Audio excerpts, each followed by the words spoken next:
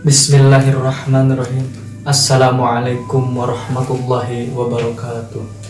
Saya Solahuddin, NIM 146 dari EKISD. Oke teman-teman, saya di sini akan membahas tentang modernisasi dan globalisasi. Kemudian yang kedua tentang evolusi kebudayaan. Yang ketiga yaitu tentang permasalahan munculnya modernisasi dan globalisasi. Yang keempat atau yang terakhir yaitu tentang satu masalah tentang peradaban besar di masa kini. Yang pertama yang akan saya bahas yaitu tentang pengertian modernisasi. Modernisasi adalah perubahan masyarakat dari zaman pramodern sampai zaman modern, sedangkan globalisasi adalah integrasi internasional yang terjadi karena pertukaran pandangan dunia, produk, pemikiran, dan aspek-aspek kebudayaan yang lainnya. Kemudian yang kedua yaitu evolusi kebudayaan. Evolusi kebudayaan adalah proses pembentukan, proses perubahan makhluk hidup yang sangat bertahap dan jangka waktu yang sangat lama dari bentuk sederhana menjadi bentuk yang kompleks. Kemudian yang ketiga yaitu tentang permasalahan adanya modernisasi dan globalisasi. Ada suatu perkataan seperti ini: di setiap langkah pasti ada yang namanya perpindahan jarak. Begitupun dengan adanya modernisasi dan globalisasi. Di sana pasti ada yang namanya permasalahan dari sisi negatif dan sisi positifnya dari keduanya. Kemudian yang terakhir yaitu kasus pada peradaban masa kini. Profesor Dr. Imam Bukhari telah menjelaskan bahwa satu kasus pada masa kini yaitu tentang peradaban besar, yaitu tentang pendidikan atau retaknya pendidikan fragmentasi keilmuan. Fragmentasi keilmuan sangat retak, sangat terpecah pada masa kini. Bahkan teknologi lebih sering dimanfaatkan untuk hiburan ketimbang untuk mencari akar-akar ilmu dari teknologi tersebut. Bahkan Indonesia bersatu dengan Malaysia. Indonesia bersatu untuk mewujudkan impian bersama, yaitu mengadakan, mempersatukan, merencanakan, membangun peradaban besar di dunia melalui pendidikan dan kebudayaan. Oke teman-teman, saya akan merinci satu persatu dari yang saya bahas dari pertama sampai terakhir. Yang pertama yaitu tentang masalah atau permasalahan yang datang adanya modernisasi dan globalisasi. Saya akan membahas tentang sisi negatif dari modernisasi itu sendiri.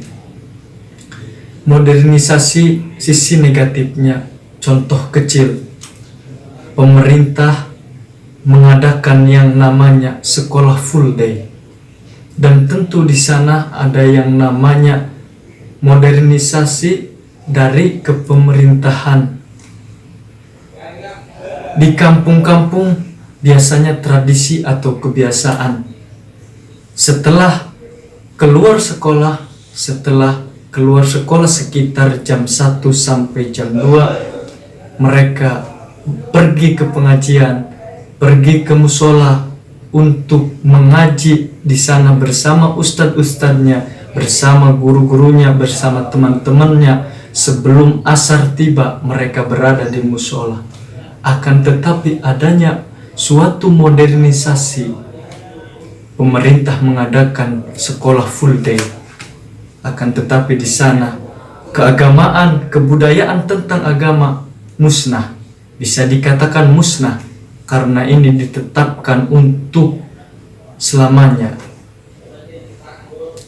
Kemudian globalisasi, tentu di sana sangat berpengaruh tentang negatifnya. Karena tadi kebanyakan teknologi lebih banyak dimanfaatkan untuk hiburan ketimbang mencari akar-akar ilmu dari teknologi tersebut. Kemudian yang keempat yaitu tentang fragmentasi keilmuan. Yang dimaksud dengan fragmentasi keilmuan, fragmentasi artinya yaitu perubahan atau perkembangan. Jadi retak dan tidaknya fragmentasi keilmuan di Indonesia tergantung pada sisi negatif daripada program pemerintah itu sendiri. Bahkan suatu budaya dengan suatu kenegaraan, budaya artinya kebiasaan, budaya artinya rutinitas, budaya artinya aktivitas. Jika budaya keagamaan telah musnah dengan faktor adanya modernisasi disebabkan adanya sekolah full day, maka di sana tidak ada kecenderungan dalam suatu peradaban yang bermanfaat untuk agama. Karena di sana harus saling melengkapi, antara modernisasi dan globalisasi harus bersatu. Kemudian saya akan menanggapi yang pertama, yaitu Indonesia akan maju, Indonesia akan bisa bersaing dengan negara-negara lain ketika fragmentasi keilmuannya maju. Dan peradaban itu akan maju ketika fragmentasi keilmuannya atau perkembangan pendidikannya maju, teknologi, politik, dan keilmuan yang lain atau pengetahuan yang lain. Kemudian karakteristik adalah suatu sifat kejiwaan yang dimiliki personality seseorang. Setiap orang mempunyai karakteristik tersendiri. Karakteristik, tentu kita harus memunculkan sifat kejiwaan kita, harus memunculkan rasa responsibility terhadap negara, responsibility terhadap agama, atau ketanggung-jawaban atau kepedulian terhadap negara dan agama. Tantangan untuk negara Indonesia. Salah satu tantangan untuk negara Indonesia menghadapi peradaban besar di dunia ini, satu, tingkatkan kualitas pendidikan atau kualitas fragmentasi keilmuan. Yang kedua, satukanlah melalui pendidikan dan kebudayaan sesuai apa yang tadi telah dipersatukan, telah diwujudkan, telah direncanakan dengan Malaysia.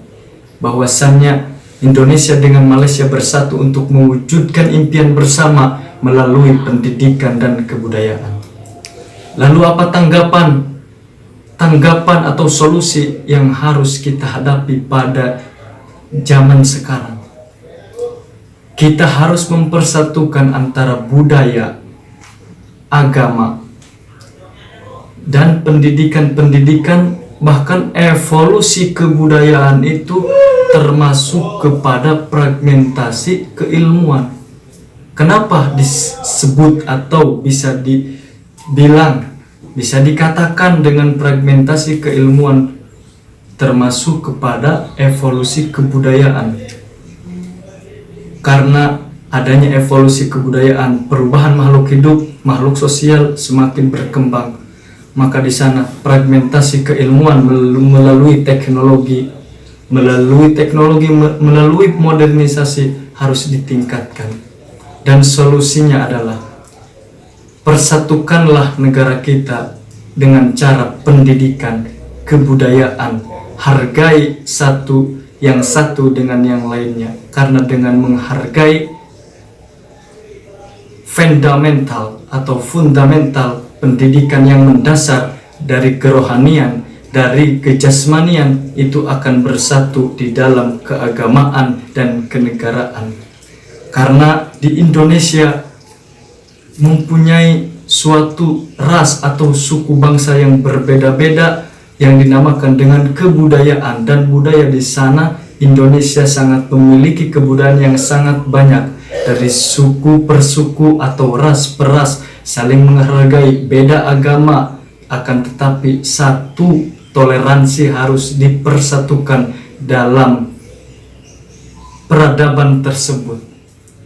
Maka dari itu teman-teman, peradaban di Indonesia akan setara peradaban dengan dunia lain, maka harus ditingkatkan kualitas dari pendidikan atau fragmentasi keilmuan itu sendiri. Harus cerdas, harus hebat, harus mempunyai kebudayaan yang berbasis fundamental, mendasar dari pendidikan yang rendah meningkat 1, 2, dan 3 yang selanjutnya.